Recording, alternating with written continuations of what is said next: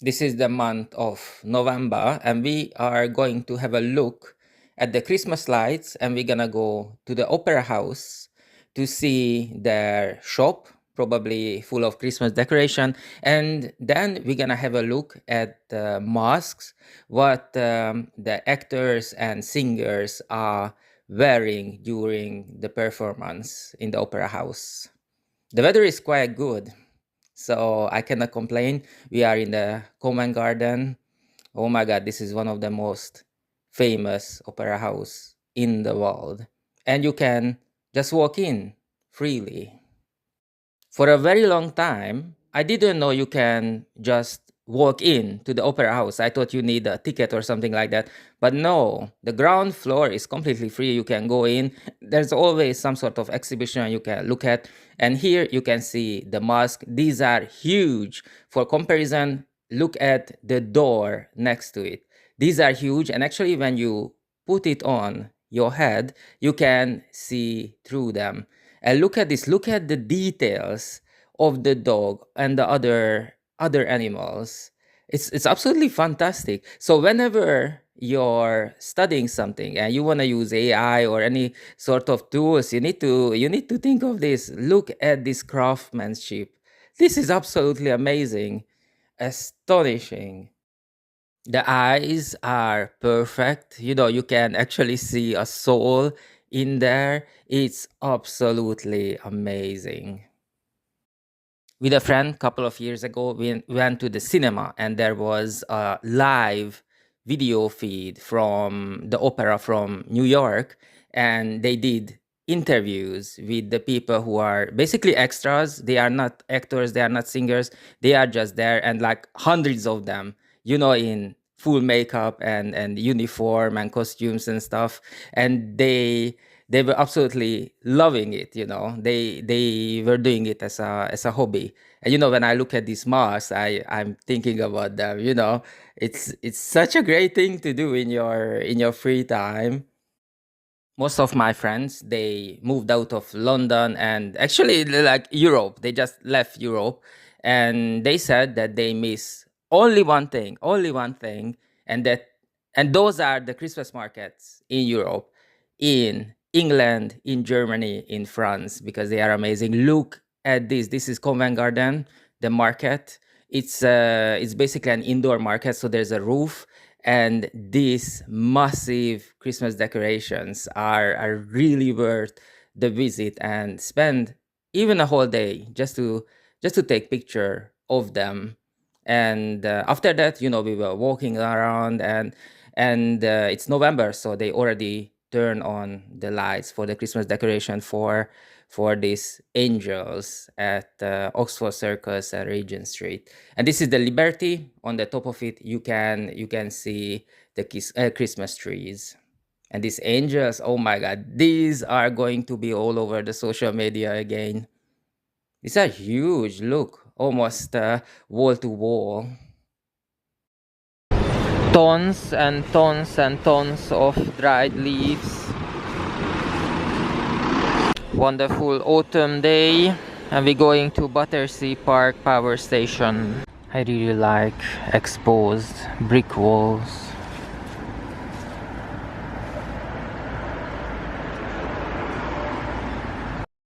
We are on the way to see the Jurassic Park exhibition with almost life-size models. Oh my God. And right now we are crossing the Thames, the River Thames. If you're in London, even for a weekend, definitely go for a speedy boat ride. We here, one of those ones has the chimney lift. You can see the whole London. And we are here in this grey unit next to the Battersea Power Station. Ooh, I'm so excited.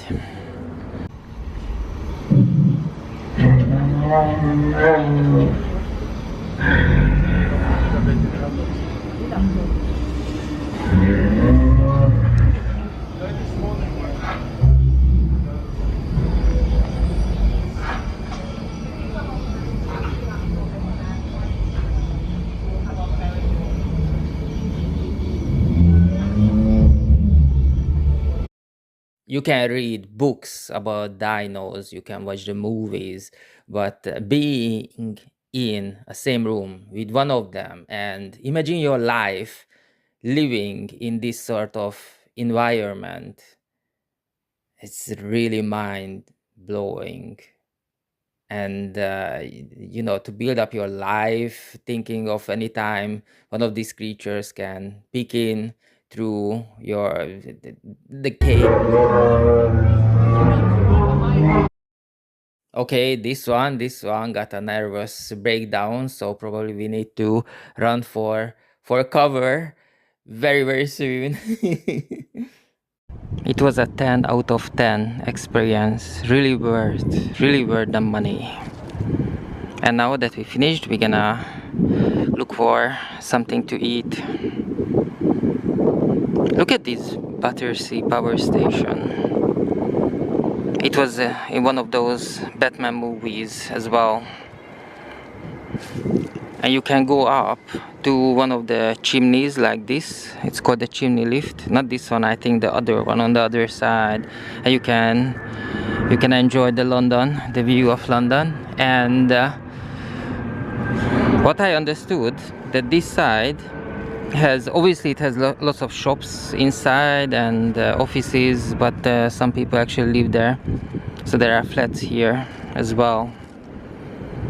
Oh my god, I'm really full of energy now. It was very energizing. It was really good as you walk through different rooms and you met Blue, who was one of the main character, a dinosaurus, a dino from the Jurassic World movies with Chris Pratt, and it was really fun. And obviously every single Jurassic Park, Jurassic World movie is kind of the same, that all hell breaks loose, and it happened as well, and they did a fantastic job. It was really scary at the end. Another massive Christmas tree. Look, they have the Christmas tree up. It's a massive one, but we are very interested right now in this. You see the poster? We came to see the dinosaurs, Jurassic World. It's very good. They have the arrow and lots of Christmas decorations. Look, it's hanging from everywhere. A disco ball.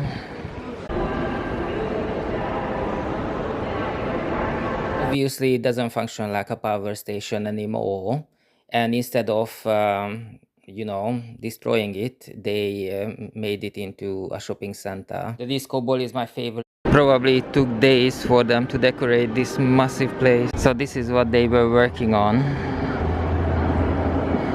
They projecting all sort of stuff on the wall of the power station. Looks very nice. Now we're walking up to Sloane Square station. We're going home after spending the day at the Battersea power station and enjoying very much the Jurassic World experience. When we were coming here, we saw that they building here like a Christmas market village sort of stuff. Ralph Lauren name on it. So we stop here a little bit so the camera can focus on the things. It looks lovely, absolutely lovely. It took them quite a lot of time. Look, you can feel the labor what they put in it. So this is the Sloane Square, and you can see the name Ralph Lauren of them. And there's a fountain. There's a little bit music playing, and it's very Western style with this wooden barrel and the wheels. In the morning we had a choice to go to the immersive experience of Pompeii, last days of Pompeii, or going for this Jurassic World experience. And I thought that the two stories kind of the same, with both tragic ending. Pompeii being burned down by the volcano, and the Jurassic World, obviously the dinos ending with the meteor. Well, we decided the dinos because Dino's always been. It has animals. Pompeii doesn't have animals. That is one massive wooden elephant there. Actually, it has two. There's another one. It was not just a simple exhibition because they had actors and they were very engaging with children, with the adults, with the old people. They were really, really fantastic. And they can actually put up a really good show with the puppets, and you know, when it was danger and stuff and the alarm went off. Depending on how you count it, because in the creation lab there were a couple of eggs as well, and there were about 10 dinosaurs, but they were so real, man, so real. They had soul in their eyes. So not long ago, when we were thinking to visit a theme park, I never been to, neither of us been to a theme park before, and the very first one actually was a Universal Studios down in Florida, and but then we thought that might be some problem with the paperwork, with the visas and stuff.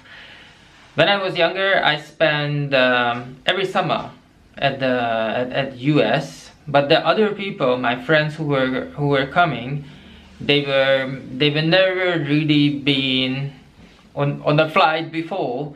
They maybe left their country maybe once or twice, so it would have been really, it's quite an adventure for them. So that's why we didn't go to Universal Studios, Florida, Orlando, and we choose to go to Paris, Disneyland, Paris, and yeah, we had a very, very good time. And today, because we went to the Jurassic World, the experience down in Battersea Power Station, and I saw this quality, this value for our money. I was like, oh my god, we need to go to Universal Studio.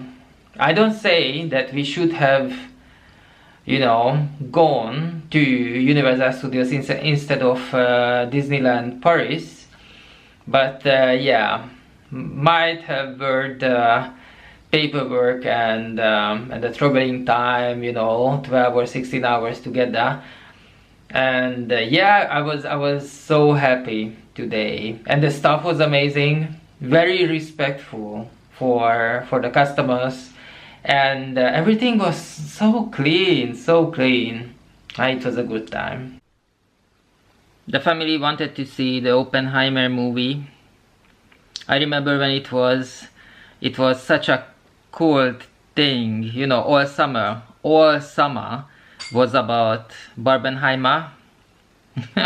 and I saw my colleagues, I saw my friends, you know, dressing up in pink and going with the family to the cinema to watch Oppenheimer and watch Barbie together, which probably was like 6 hours or something. And I searched it.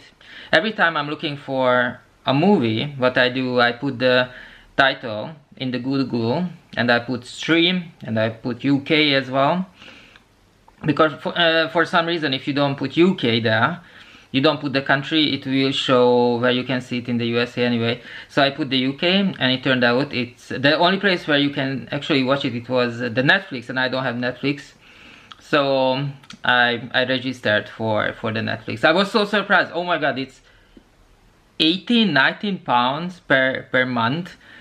Whoa, pretty wild. And then since then, so we watched Oppenheimer, and since then we watched Leopard movie, which was very interesting. The story was good, the script was good, the directing and everything, and I thought that if... So this is a lovely Sunday morning. We are right in the middle of November. All the Christmas lights are on in London, and they are quite beautiful. Every single day, we were talking about this, every single year they are the same, but always fantastic to see it. It's very heartwarming. It's like when you know the present you're gonna get and you're surprised when you open the box, you know, on Christmas Day. And yeah, it's been really great and really gray as well. It's not that cold how I would expect the November in London, UK should be. It's absolutely fine. And yeah, I'm still thinking, my new baseball hat which I lost at the airport. And yeah, I'm really missing it because it's very difficult for me to buy clothes, to choose the right one, especially when it comes to like a hat or something. And I really like that one. And we bought it for a trip, and when we went to the airport, we got we lost it at the airport. Well, anyway, this is a lovely Sunday morning, barely any people, on the streets, and the neighbors are on holiday, and they paying for a babysitter for the dogs. And I realized that, well, I don't say that this dog sitter is not doing the job properly, but definitely not walking the dogs the usual times.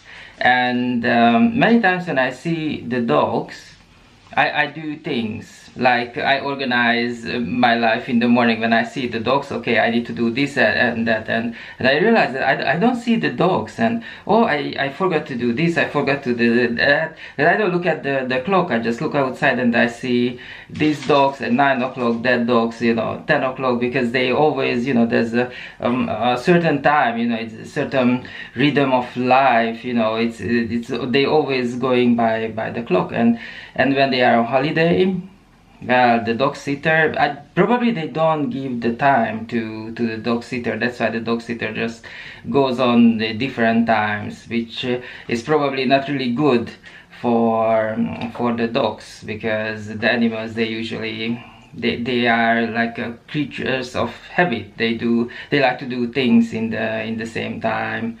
And well, I was looking outside, and I didn't see the dogs in the usual time. But it's okay. 2 weeks, they went for holiday. Their parents, they went for holiday. 2 weeks, it's a short time. Probably it's a very long time for dogs. Probably they feel like it's a century. They feel like they've been abandoned and stuff. But 2 weeks gonna go very, very, very quickly. A year ago, we were in Africa, in Morocco, for like 10 days, and it went very quick. Really quick. And we don't have cats. I don't have dogs or anything like that, so I didn't have to deal with dog sitters and cat sitters. But yeah, I would definitely give them the time of time for feeding, the time for the whole schedule, so it's not that stressful for the pets at home. So this is the weekend, and it's very gray. It was raining, and I went to the shop, and I was looking at the the calendars, for December, the advent calendars, where you have it's a paper. It looks like a board, and every single day there is like a small window, and you can open it, and there's a chocolate with it. So it has 20, 25 or 30, whichever calendar you're looking at. I actually have no idea how many little windows they have at the advent calendar. And I was looking at them. Maybe I'm going to buy it this year. I know it's for children, but I kind of like it. It's a very, very good idea. You can count down the days until Christmas. Definitely I will buy it this year, I think. It's depending on the design. I didn't like the design, that's why I didn't buy it. But what I bought actually is a tonic. I really like tonic water. It's of course any other soda, how they call it in the US, or soft drinks. Coke is fine as well, but what I really like, what I would go for definitely, it would be tonic without ice. I really like that. Usually we have it in the fridge, and I remember buying it for like £1 20p, and for a long time it was 1.40, and today in the morning I went there and it was 1.95. 1.95, that is a huge increase from the price of 1.40. And I was like, oh my god, what's going on here? What is going on here, man? But the good thing is that the roses were on sale. It was hugely discounted, so I was like, okay, let's buy the red roses. I'm going to show it to you. The red roses. We're just gonna go over here. Ooh, they are already in the vase. Let me turn this off. Oops, and it's full of water as well. Hopefully it's not gonna break. Look, exhibit A, the roses. Yes, so the tonic was a little bit pricey than usual, but I feel like I still win because I got the roses, so that's good. Red roses for this gray November weekend. Good morning, this is March 2026, and let me tell you this, I bought this shirt because of the color, to be used only for the videos and nothing else, because I thought it's gonna look cool, look much better than simple colors on the videos. The weather is really amazing. I opened all the windows, all the doors, so we're gonna get this spring energy inside the flat. I'm gonna talk about the book, my book, the very first one that came out 3 years ago, 2023, and it's called Mining the Moon of Death. And the reason I want to talk about this, because it started out as a one-time thing.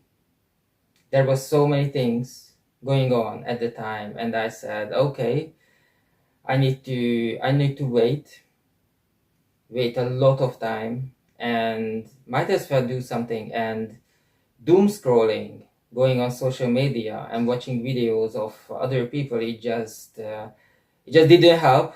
It just didn't cut it. I wanted to do something that completely occupies my mind, and that's why I decided to write a book that has 50 chapters, and it takes place like not in the future, in the present, but far away from this planet Earth, Mama Earth, on the moon. Not this moon, what we have, what you see when you look up at nighttime, the sky, but somewhere where you need to go, that is like eons away, where it's very difficult to get to. And I knew it's gonna be about mining and the whole life that comes with it. So it was basically about the life on the moon as a miner, where you work almost 6-7 days a week, 18 hours, working under incredible pressure, and you need to move in very narrow corridors, very small places, and you have the living quarters are very small as well. So it's almost claustrophobic. But I was really careful not to use this word and not to give this sort of atmosphere for this mining facility on the moon, because in the same time it's obviously kind of horror, but I wanted to make it entertaining, make it fun, kind of an escape fantasy. Now I'm talking to you, I just realized that just up there is a suitcase, and not long ago with with my friends we were talking about this, that the girls, the ladies usually don't like suitcases in the room, up on the top of the furniture, what you can see here. But for me, it's absolutely fine, because I'm a millennial and I remember the world without internet, and I remember the world where for like 15-20 pounds you could be in Paris, in Rome, in Madrid, in Barcelona, and places like that very easily. So we were traveling almost every single weekend on the cheap. So we saw the world, and it was absolutely amazing. And yeah, it's kind of like that. So I wanted to make it feel very easy to go to the other side of the universe to work on the moon for a couple of months, so you can come back, your character you're playing with can come back and pay off his or her debt, buy a house, build a family, and all that stuff. But obviously it's a book, there's lots of conflicts, there's lots of problem, lots of action, lots of running around and surviving. And yeah, it has 50 chapters, and I realized there is so much more to this story than 50 chapters. So there was a second book called Chasing the Crown of Sadness, and there was another book called Soaked in Red and Red Ink, and there's another, and now I am writing the 10th book in the series. And I decided to revisit the first one, the very first one I'm talking about, Mining the Moon of Death, because it has 50 chapters, and I decided to buff it up a little bit, go to 100 and 200 chapters, make it much longer. I don't want to change anything in the characters, in the story, in the atmosphere, nothing like that. It's gonna be like an extended version, because this is March 2026, and as I'm standing here enjoying the sunlight that comes through the window, and the weather is amazing, I'm gonna go out, enjoy the nature, enjoy the woods, the forest, and going around a little bit, relaxing walk. And I will thinking about it to do the extended version of the House of Sebastian series, book 1. I'm gonna revisit this book after 3 years. I think yes, this is time. Have an absolutely amazing March in 2026, because the weather is great. Okay, bye bye.